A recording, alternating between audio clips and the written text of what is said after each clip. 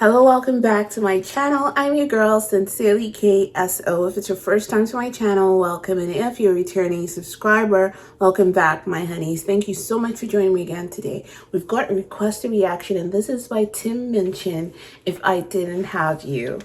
All right, let's listen.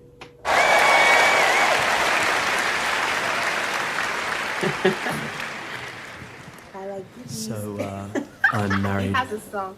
And the woman I'm married to, I met in high school, and this is a song I wrote for her. It's called If I Didn't Have You. Yeah, if I didn't have you. If I didn't have you to hold me tight. If I didn't have you to lie with at night.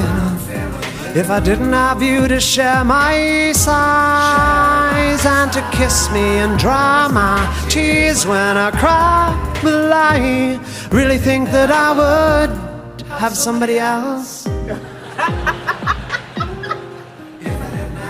If I didn't have you, someone else would do. Oh my God. Your love is one in a million. You couldn't buy it at any price. But of the 9,999,000 other possible loves, statistically some of them would be equally nice. Or maybe not as nice, but say smarter than you, or dumber but better at sport or tracing. I'm just saying I think that I would probably have somebody else. Yeah. If I didn't have you, someone else would do. Someone else would show. And look, I'm not undervaluing what we've got when I say that given the role chaos inevitably plays in the inherently flawed notion of fate, it's abstruse to deduce I found my soulmate at the age of 17. It's just mathematically unlikely that at a university in Perth I happen to stumble on the one girl on earth specifically designed for me. And if I may conjecture a further objection, love has nothing to do with destined perfection. The connection is strengthened, the affection simply grows over time, like a flower or a mushroom or a guinea pig or a vine or a sponge or bigotry or a banana. And love is made more powerful by the ongoing drama of shared experience and the synergy of a kind of symbiotic empathy or something. So I trust it goes without saying that I would feel really very sad if tomorrow you were to fall off something high or catch something bad. But I'm just saying, I don't think you're special. I mean, I think you're special, but you fall within a bell curve.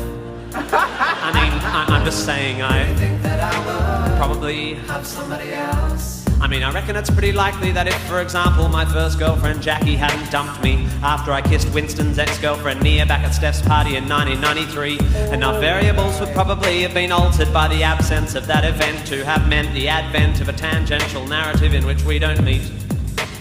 Which is to say, there exists a theoretical, hypothetical, parallel life where what is not as it is, and I'm not your husband and you are not my wife, and I am a stuntman living in LA, married to a small blonde Portuguese skier who, when she's not training, does abstract painting, practices yoga and brews her own beer, and really likes making home movies and suffers neck down alopecia. But with all my heart and all my mind, I know one thing is true. I have just one life and just one love, and my love, that love is you. And if it wasn't for you, baby, really think that I would probably have somebody else. Yeah. If I didn't have you, if I didn't have you, someone else would surely take me too.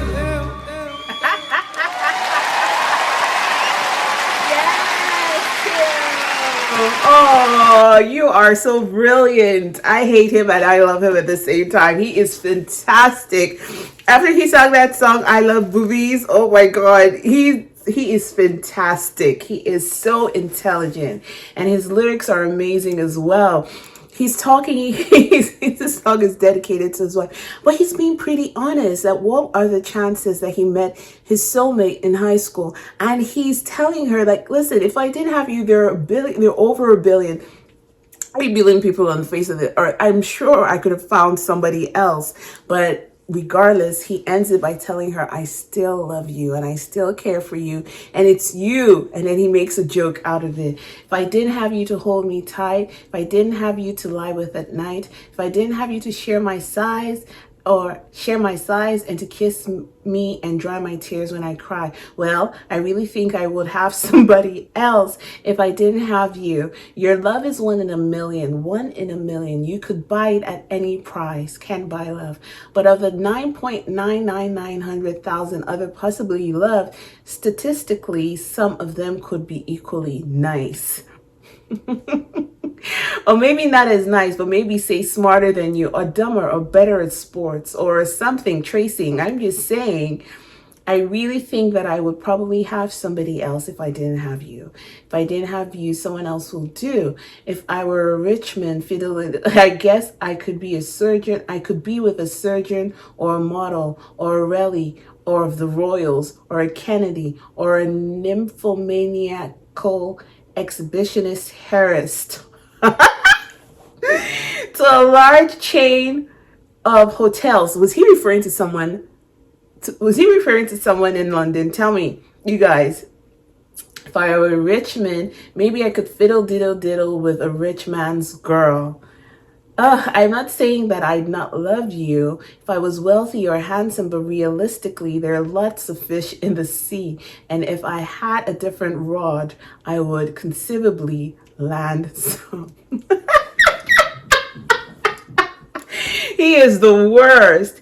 Even though I'm fiscally consistent, even though I'm fiscally consistently pitiable and considerably less Brad Pitt than Brad Pitiful, I'm so really poor and ugly that you think only you could possibly love me.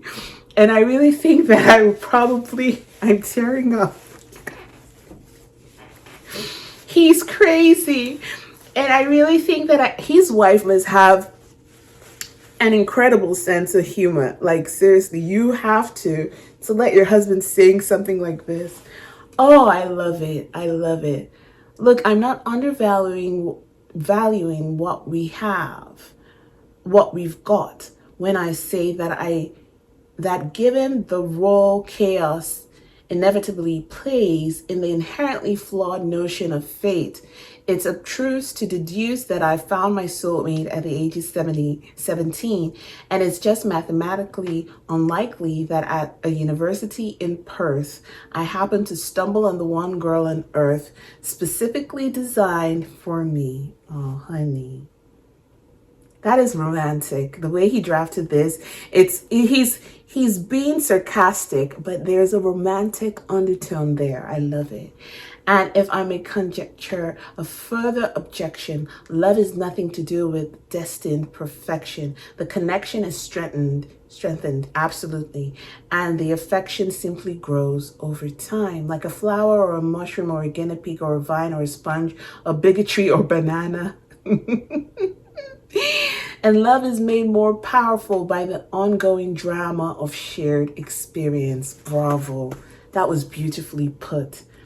And the synergy of a kind and of symbiotic empathy or something. So I trust it could go without saying that I would feel very, very sad if tomorrow you were to fall off something high, like, or catch something bad. But I'm just saying, I don't think you're special. I mean, I think you're special. You fall within the bell curve. He's crazy. I mean, I'm messing up my makeup with this guy. I'm going to stop right here. He is awesome. I love Tim. Don't forget to subscribe to my channel. Click the notification bell. If you've got any requests, oh my God, let me catch my breath. Use the link in the description part of my reaction video. Go over to my website. I look forward to hearing from you. I'm still your girl, Sincerely KSO. On to the next one, honeys.